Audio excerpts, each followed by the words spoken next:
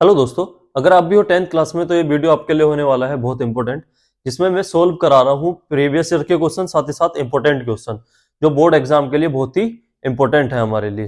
तो आज first question है हमारे पास, find the value of K for which the quadratic equation this equals to 0, K is not equals to -1 has real and equal roots. देखिए, इस type का question एक ना एक पूछा ही जाता है और ये 5 मार्क्स में पूछा गया हुआ क्वेश्चन है। तो इसमें क्या बोला गया है, हमें एक क्वाड्रेटिक इक्वेशन दे रखी है और उससे बोला है कि रियल एंड इक्वल रूट्स है उसके। ठीक है, तो हमें के की वैल्यू निकालनी है। अब रियल एंड इक्वल रूट्स कब होते हैं? जब डिस्क्रिमिनेंट किसके इक्वल होता है? 0 के। डी किसके इक्वल होता है? 0 के। तो हमारे पास इक्वेशन क्या गिवन है? K plus 1 X equals to X square minus 6 के प्लस 1 एक्स प्लस 3 के प्लस 9 इक्वल्स टू 0। ठीक, अब देखिए हमारे पास डिस्क्रिमिनेंट क्या होता है, इसको हम इक्वेशन फर्स्ट ले लेंगे। हमें पता है कि equation first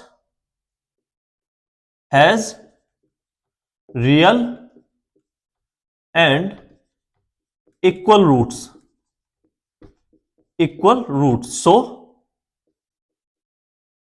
so D equals to क्या हो जाएगा? डिस्क्रिमिनेंट किसके इक्वल हो जाता है? 0 के। अब डी क्या है हमारे पास? डी होता है बी स्क्वायर माइनस के 4ac। अब ये क्या, बी स्क्वायर और ए सी कहां से आए हैं? तो हमारे पास क्वाड्रेटिक की बेसिक इक्वेशन होती है a x square plus b x plus के सी। ए स्क्वायर क्या होता है? A x square plus b x plus c equal to 0, है ना। तो ए क्या है? एक्स स्क्वायर का कोफिशिएंट है, बी क्या है? एक्स का कोफिशिएंट है, और सी क्या है? कांस्टेंट है। अगर हम इसकी कंपेयर, बेसिक इक्वेशन की कंपेयर इससे करेंगे फर्स्ट इक्वेशन से, तो हमारे पास ए इक्वल टू आ जाएगा k plus 1, b equal to आ जाएगा -6 के plus 1 and c equal to आ जाएगा 3 के प्लस 9। ठीक, यही वैल्यू क्या करेंगे हम? इसमें पुट कर देंगे बी का स्क्वायर। इट मींस बी क्या है हमारे पास? ये है, तो 6 का स्क्वायर हो जाएगा 36 और के प्लस 1 का होल स्क्वायर हो जाएगा। तो यहां से आ जाएगा हमारे पास 36 का होल स्क्वायर -4 मल्टीप्लाई ए क्या है? के प्लस 1 और सी क्या है? 3 के प्लस 9। तो यहां हो जाएगा 4 3 12, तो इसको डायरेक्ट 12 लिख लेंगे, के प्लस 1 और मल्टीप्लाई में के प्लस 9। अब देखिए, अब दोनों में से के प्लस 1 कॉमन आ रहा है, तो हम के प्लस और 12 भी कॉमन है, तो हम 12 के प्लस 1 कॉमन ले लेंगे। तो यहां से बचा 12 3 जा 36 के प्लस 1 और इधर बचा माइनस के प्लस 9। ठीक, अब हम इसको सोल्व करेंगे और ये हमारे किसके इक्वल चल रहा है? 0 के इक्वल चल रहा है। ठीक है, क्योंकि b square minus 4ac equals to 0 के है। अब नेक्स्ट स्टेप में हम क्या करेंगे? इधर सोल्व करते हैं इसको।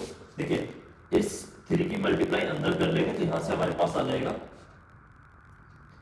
ये 3 के प्लस के 3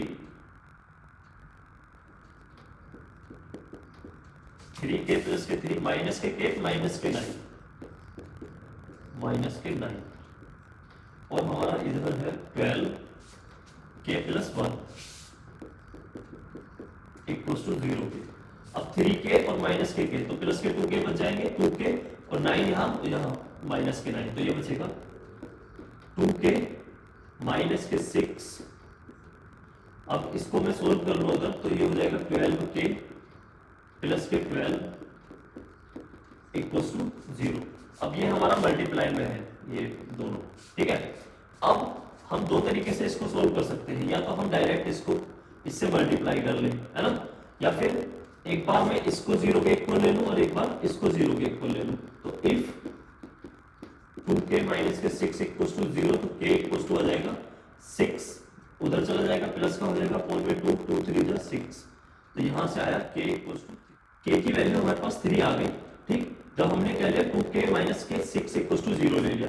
अब एक बार हम इसको 0 के इक्वल ले लेंगे। इफ 2k प्लस के 12 इक्वल्स, सॉरी 12k प्लस के 12 इक्वल्स टू 0, तो यहां से हो जाएगा 12k इक्वल्स टू, ये प्लस का उधर जाके माइनस के 12 हो जाएगा, या k इक्वल्स टू हो जाएगा माइनस के 12 अपॉन 12, 12 से 12 जाएगा, तो यहाँ k इक्वल्स टू आ जाएगा माइनस के 1। और माइनस के 1 हमें कंसीडर नहीं करना, क्योंकि उसने मना किया है ना, बोल दिया है कि k is not equals to -1। तो यहाँ से हमारे पास k की वैल्यू कितनी आ गई, k इक्वल टू आ गया हमारे पास 3।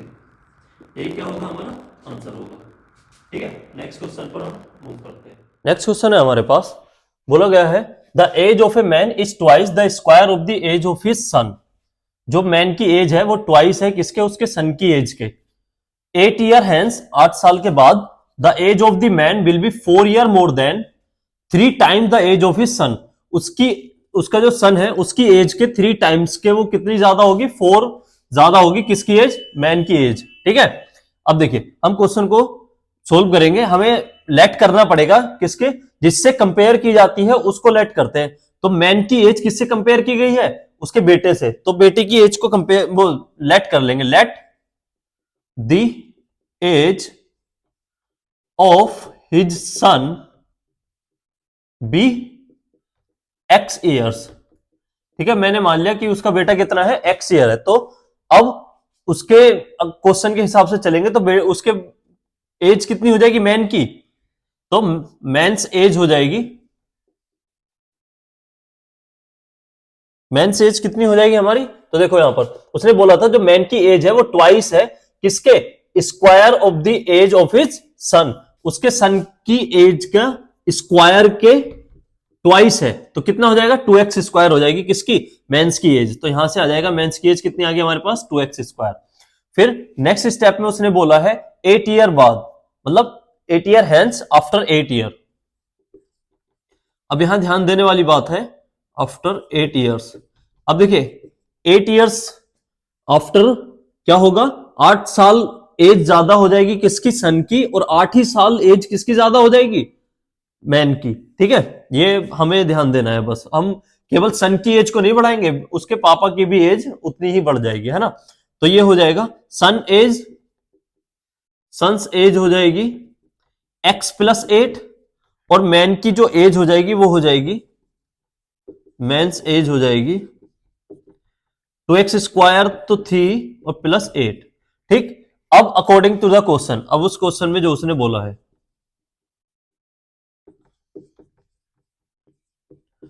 अकॉर्डिंग टू द क्वेश्चन क्या बोला था उसने, the age of the man will be 4 year more than 3 time the age of his son. उसके सन के एज के, जो उसका सन कितना है x प्लस 8 है, इसके 3 टाइम के वो कितना ज्यादा हो जाएगा, 4 ज्यादा हो जाएगा।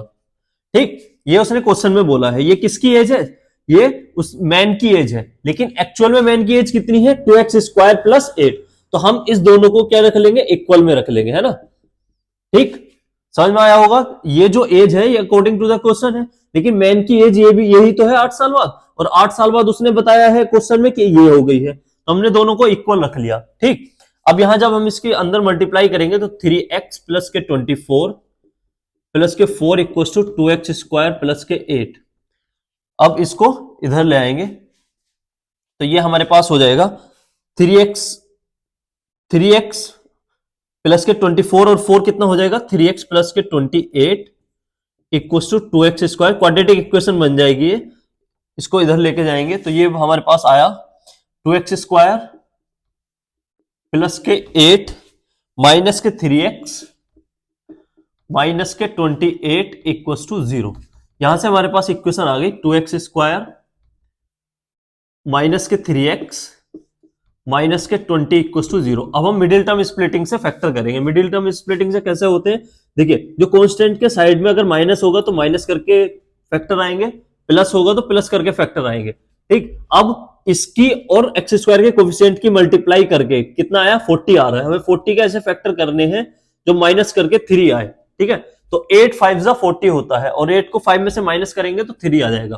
तो 2x स्क्वायर माइनस के 8x माइनस के 5x होगा, और बाहर माइनस है तो अंदर साइन चेंज हो जाएगा, प्लस के 5x माइनस के 20 equal to 0।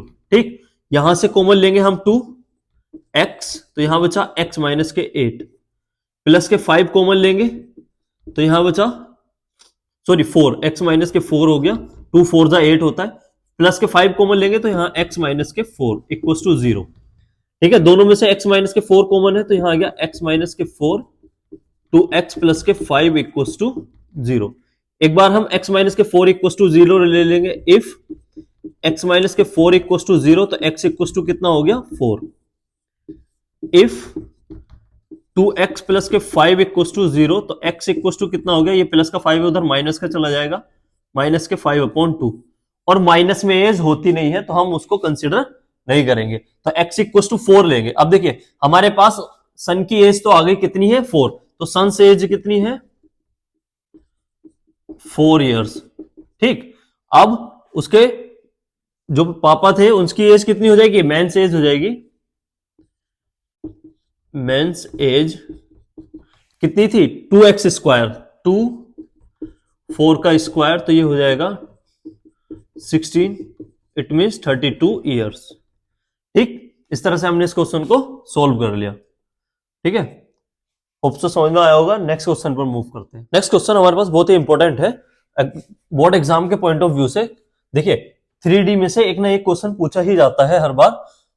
A wooden article was made by scooping out a hemisphere from each end. देखिए हेमिस्फीयर को स्कूप आउट किया गया है दोनों एंड से, किसके, एक सॉलिड सिलेंडर के।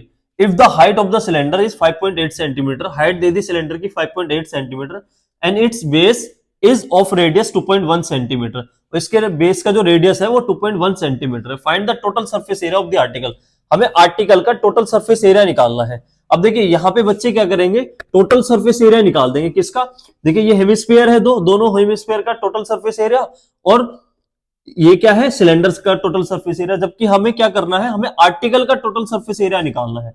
आर्टिकल के टोटल सरफेस एरिया से मतलब है हमारे पास इसका सीएस से निकालना है हेमिस्फीयर का, और साथ ही साथ सिलेंडर का सीएस से निकाल के हमें दोनों को ऐड करना है।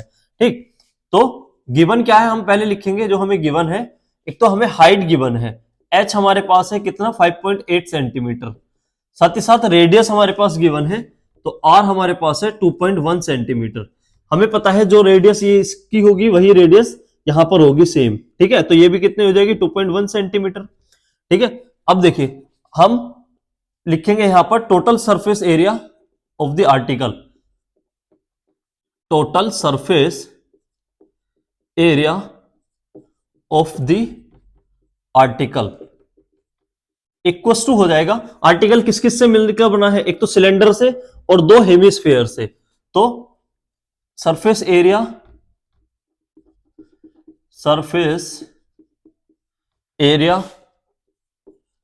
Of the cylinder plus 2 multiply surface area, S for surface area of the hemisphere का सरफेस एरिया। अब देखिए अब हमारे पास सरफेस एरिया क्या होता है सिलेंडर का, हम यहां पर सीएससी की बात कर रहे हैं, सीएससी होता है हमारे पास 2πRH प्लस, अब इसका कितना होता है, इसका होता है 2πr², 2 मल्टीप्लाई 2πr²। ठीक है, अब हम देखेंगे यहां पर, अभी हम वैल्यू पुट नहीं करेंगे क्योंकि इसमें से कुछ कॉमन हो सकता है, क्या 2πr दोनों में से कॉमन है, अगर हम देखें तो हम 2πr कॉमन निकाल देंगे। तो यहां से मैंने 2πr कॉमन निकाल दिया, मेरे पास बचा क्या h प्लस 2 यहां से बचा और r मेरे पास यहां से बचा, तो 2r बच गया। अब हम इसकी मल्टीप्लाई करेंगे, तो 2 मल्टीप्लाई 22/7 मल्टीप्लाई r की वैल्यू है मेरे पास कितनी 2.1, h है मेरे पास 5.8 प्लस 2 मल्टीप्लाई 2.1, तो यहां से मेरे पास आया, अगर मैं सोल्व करूं 7 3 जा 21, तो 2 मल्टीप्लाई 22 मल्टीप्लाई 0.3, यहां से आ जाएगा 81, अगर इसकी मैं मल्टीप्लाई करूं तो ये 42 आ जाएगा 4.2। अब चलो नेक्स्ट स्टेप में कर लेंगे 5.8 प्लस 4.2, तो यहां से मेरे पास आया 44 मल्टीप्लाई 0.3 मल्टीप्लाई 8 to 10 1 कैरी 5 4 9 1 10। ठीक है, अब यहां से अगर मैं 0.3 की मल्टीप्लाई 10 से करूंगा तो 3 हो जाएगा 44 मल्टीप्लाई 3, तो ये आया मेरे पास 3 4 जा 12 1 कैरी 3 4 जा 12 1 13 सेंटीमीटर में है, तो सेंटीमीटर स्क्वायर, यही क्या होगा मेरा आंसर होगा। इसकी मल्टीप्लाई करके कितना आया मेरे पास 132 सेंटीमीटर स्क्वायर, यही मेरा आंसर होगा। ठीक है, नेक्स्ट क्वेश्चन पर मूव करते हैं। नेक्स्ट क्वेश्चन है हमारे पास। क्वेश्चन में बोला गया है from the top of a 15 metre high building the angle of elevation of the top of a tower is found to be 30 degree. From the bottom of the same building the angle of elevation of the top of the tower is 60 degree. Find the height of the tower and the distance between tower and the building. देखिए हमारे पास एक building दी गई है, साथ ही साथ एक tower है। अब बिल्डिंग की जो हाइट है वो 15 मीटर गिवन है। ठीक है, अब बिल्डिंग के टॉप से टावर के टॉप का जो एंगल ऑफ एलिवेशन दे रखा है वो हमें दे रखा है कितना, 30 डिग्री। साथ ही साथ बिल्डिंग के बॉटम से टावर के टॉप का जो एंगल ऑफ एलिवेशन है वो दे रखा है हमें 60 डिग्री। ये हमें 60 डिग्री गिवन है, दिस इज 60 डिग्री। ठीक है, तो इसका पॉइंट कंसीडर कर लेते हैं। ये पॉइंट ए है, ये बी, ये सी, डी एंड ई। अब देखिए ये 15 मीटर है तो हमारे पास ये भी कितना हो जाएगा, 15 मीटर। अगर मैं इसके इनके बीच की डिस्टेंस x मीटर लेट कर लूं तो ये भी मेरे पास हो जाएगी x मीटर। ठीक, अब इसको मैं लेट कर लेता हूं, ये C के बीच की डिस्टेंस जो है वो h मीटर है। ठीक है, तो यहां पर लिखेंगे let the distance between point C and E equals to h metre and the distance between tower and the building